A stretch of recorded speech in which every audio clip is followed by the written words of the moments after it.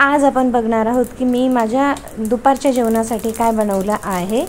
तर चॅनलला नवीन असाल तर सबस्क्राइब करायला विसरू नका। लाईक शेअर कमेंट करा कशी वाटली रेसिपी।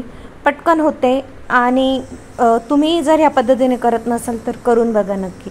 रेसिपीला सुरुवात करूया। सगळ्यात आधी मी गवारची भाजी बनवते, तर ती मी डायरेक्ट कुकरमध्ये बनवणार आहे। कारण हे आहे की इथले गवार जे आहेत ना ते अगदी खूप कवळे येत नाही, तर पटकन शिजत नाही कढईमध्ये, त्यामुळे कुकरची शिट्टी करावी लागते। तर सगळ्यात आधी तेल घेतलेलं आहे, गरम करून घेतले, त्यामध्ये राई, जिरं, हिंग आणि लसणाची फोडणी दिलेली आहे। आणि आता आपण याच्यात गवार टाकणार आहोत। तर गवारचं प्रमाण तुमच्यावर आहे। तरी साधारण हे पाव किलोला कमी गवार आहेत। 2 जणांसाठी भाजी लागते ही, आणि ही भाजी फार खाल्ली नाही जात, त्यामुळे डाळ भात सोबत सहसा आम्ही ही करत असतो।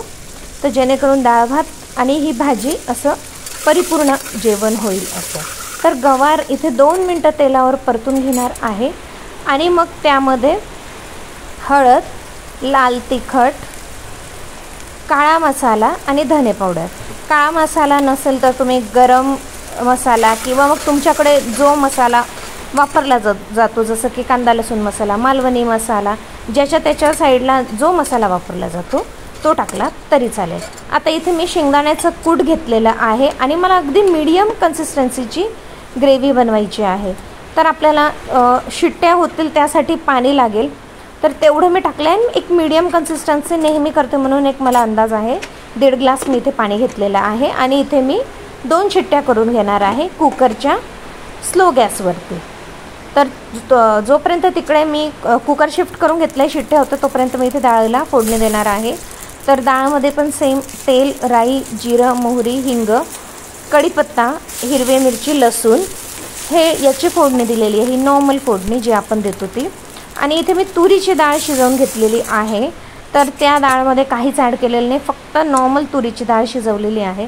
आता मी हळद घातली आहे, कोकम घातले आहेत, आणि साखर टाकली आहे। आता शेवटी जे टाकलं ना ते 1 चमचा मी साखर घातली आहे, कारण की कोकम घातले तर आंबटपणा उतरेल, आणि हिरव्या मिरचीचा तिखटपणा, आणि साखर हलकासा गोडवा देणार।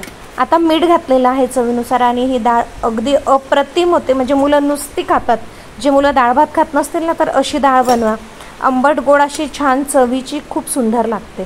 आणि ही भाजीसुद्धा अप्रतिम झालेली आहे। तर ह्या पद्धतीने सुद्धा झटपट टिफिनला तर अगदी तुम्ही तुमच्या जर मिस्टरांना देत असाल तर नक्की ही रेसिपी करून बघा।